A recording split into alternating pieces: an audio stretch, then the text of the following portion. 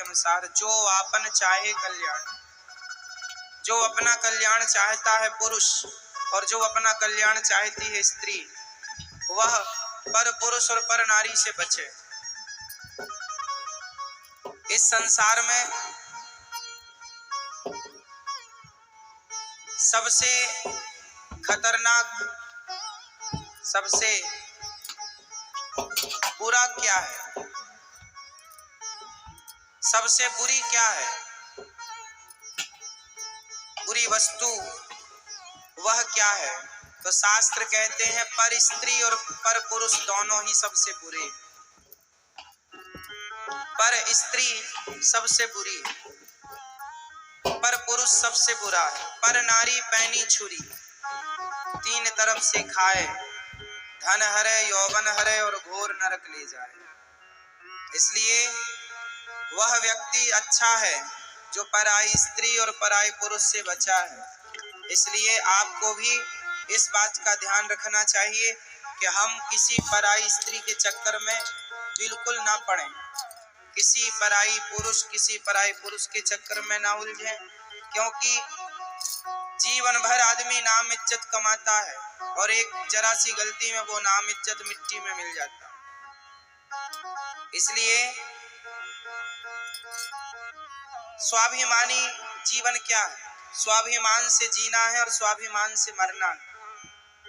स्वाभिमानी बनो, मर जाना अच्छा है पर अपने चरित्र पर, अन्य गलतियां तो देखो माफ है, हमसे कोई गलती हो जाए, कहने में त्रुटि हो जाए, हमने कुछ कहने में त्रुटि कर दी तो वो गलती माफ है, आप माफ कर देंगे, परंतु चरित्र की गलती किसी की माफ नहीं होती। इसलिए आप सबको अपना चरित्र मजबूत रखना चाहिए। मर जाना अच्छा है पर चरित्रहीन होकर समाज में जिंदा रहना अच्छा नहीं है, ऐसी मेरी मान्यता। चरित्रवान बनो, सबसे बड़ी संपत्ति है चरित्र। रामचरित्र सुनवे को रसिया, राम लखन सीता मन बसिया। राम के चरित्र की ही पूजा होती है। आजकल छोटे छोटे बच्चों को माँ बाप शायद ना समझा पाए, ना सिखा पाए। आजकल लड़की लड़के स्कूल कॉलेज के बहाने ये माँ बाप से दूर हो जाते हैं, अपना अलग रहते हैं, अलग पढ़ते हैं और वहाँ इन्हें किसी से प्यार हो जाता है, प्यार होता है और ये दुष्कर्म कर लेते हैं और अंत में फिर किसी और पुरुष से उसका विवाह हो जाता है। कई बार ऐसा होता है कि लड़की किसी लड़के से प्यार करती है, लड़का किसी लड़की से प्यार करता है, प्यार तो किया और आपने प्यार में अपने रिश्ते भी बना लिए, लेकिन दुर्भाग्य से आपका विवाह ना हो पाया तो दूसरे के संग आपका विवाह हुआ। फिर वो स्त्री जो ऑलरेडी किसी पुरुष के संग रह चुकी है, अब वो अपने पति के संग रहेगी तो क्या उसे समाज, चलो समाज की छोड़ दो, कोई नहीं देखा, कोई नहीं जानता, फिर भी भगवान तो जान रहे हैं। क्या आप अब अपने आप को पतिव्रता नारी कह पाओगी सारी जिंदगी? किसी से मत कहो अपने आप से, मैं आपसे झूठ बोल सकता हूँ, लेकिन हर व्यक्ति किसी और से तो झूठ बोल सकता है, लेकिन अपने आप से झूठ कैसे बोलेगा? कोई भी व्यक्ति अपने आप से झूठ कैसे बोलेगा? आप जमाने को झूठा बोल सकते हैं कि जी मैं शुद्ध हूँ गंगा की तरह, पर आप अपनी आंखों में आंखें डाल के बताइए कि आप ठीक हैं कि नहीं, आप पवित्र हैं कि नहीं।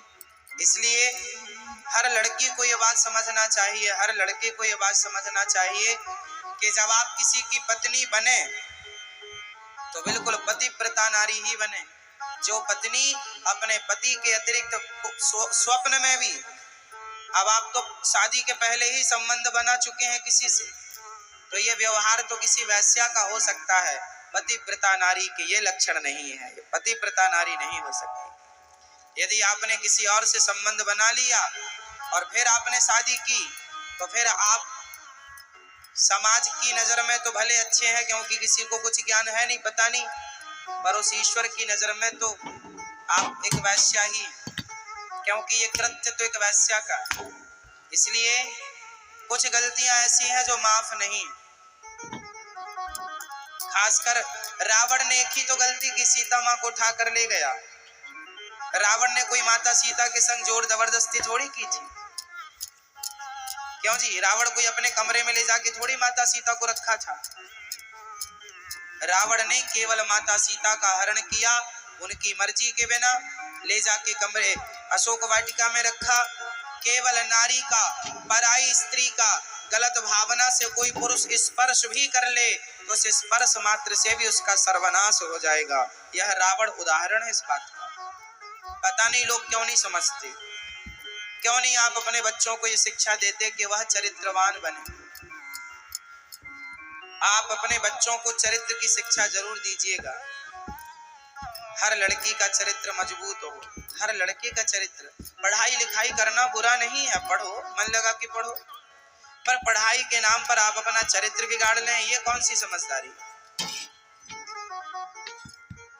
कितनी लड़कियां ऐसी हैं, एक लड़का लड़की मेरे पास आए, बोले महाराज जी हम दोनों प्यार करते हैं, शादी करना चाहते हैं।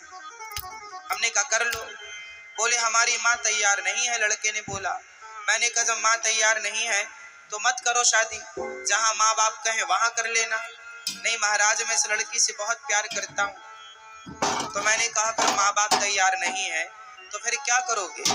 लड़के ने कहा मैं इस लड़की के संग तो शादी करूंगा, माँ बाप भले तैयार ना हो, मैं माँ बाप को छोड़ दूंगा। मैंने उस लड़की की तरफ देखा और मैंने कहा बहन देख रही है, जिस माँ बाप ने इसे पाल पोस कर बड़ा किया, जिस माँ ने इसका मलमूत्र धोया है, 9 महीने पेट में रखा है, ये अपनी माँ का सगा ना हो सका जिसने इसे जन्म दिया है, ये तेरा सगा क्या होगा। इसके चक्कर में ना पड़, जो अपने माँ बाप का ना हो सका वो तेरा क्या होगा। लड़कियों को लगता है अरे इसने तो हमारे लिए माँ बाप छोड़ दिए।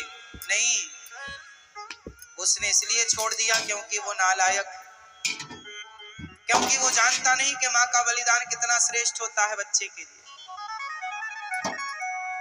ये लड़की 4 साल से तुम्हें मिली है, 4 साल के प्यार के लिए माँ का 20 साल 25 साल का प्यार छोड़ दिया। बताओ आपका पहला प्यार क्या है, आपका पहला प्यार कौन है। आपका सबसे मेरा सवाल बताइए, आप सबका पहला प्यार कौन था, बोलो। आपने पहली बार किससे प्यार किया था, चाहे लड़की हो चाहे लड़का हो, पहली बार वो अपनी माँ से ही प्यार करता। क्यों, ये बात सही है, बोलो हाँ। हर बच्चे का, बच्चे में बच्चियां भी आ गई, बेटियां बेटा सब आ गए, हर बच्चे का पहला प्यार माँ होती है। और लोग कहते हैं पहला प्यार भुलाया नहीं जाता, तो कहाँ गए वो लोग जो अपने पहले प्यार को भुला करके किसी लड़की और लड़के के संग भाग गए और अपनी माँ को सदा के लिए छोड़ दिया। तो ये पहले प्यार को ही तो भूल गए। माँ ही पहला प्यार होता है हर बच्चे का, इसलिए अपनी माँ का कभी दिल नहीं दुखाना चाहिए, अपनी माँ का सदा आदर करना चाहिए, सम्मान करना चाहिए। जहाँ माँ बाप कहें कोई लड़का पसंद है आपको, कोई लड़की पसंद है, बता दो, माँ बाप को लगेगा कि योग्य है तो शादी कराएंगे। आपके योग्य नहीं है, आप बेटा वर्तमान की जानते हो, भविष्य बड़ा होता है। शादी, आप तो केवल शादी करना चाहते हो, प्यार करते हैं शादी, केवल शादी ही सब कुछ नहीं होता। शादी के बाद आने वाली जो आपकी संतान है वह कैसी हो, समाज कल को आपको बच्चे, कल आपके बच्चे जब समाज में जाएंगे तो उन्हें क्या सम्मान मिलेगा। अरे इसकी माँ तो भाग के आई थी, आपके बच्चों को भी ताना सुनना पड़ेगा, तेरी माँ तो भाग के आई थी, भाग के तेरी माँ ने शादी की थी, तेरे पापा तो भाग के शादी किए थे, माँ कोई और है पिता कोई और है, ये तो वर्ण संकरी है। समाज में सम्मान नहीं मिलता ऐसे लोगों को, इसलिए आप श्रेष्ठ बने। जात समाज से भी श्रेष्ठ हो, कर्म से भी श्रेष्ठ हो, श्रेष्ठ बने सब प्रकार से। किसान खेत में बीज बोता है ना, समझिएगा, किसान खेत में बीज बोता है तो जो फसल स्वयं काटता है वो बीज नहीं बोता, सोसाइटी से अच्छी क्वालिटी का बीज लाता है किसान और फिर खेतों में बोता है, क्योंकि जितना अच्छा बीज बोएगा उतनी अच्छी फसल आएगी। बस यही है, माँ बाप जितने संस्कारी होंगे उतने अच्छे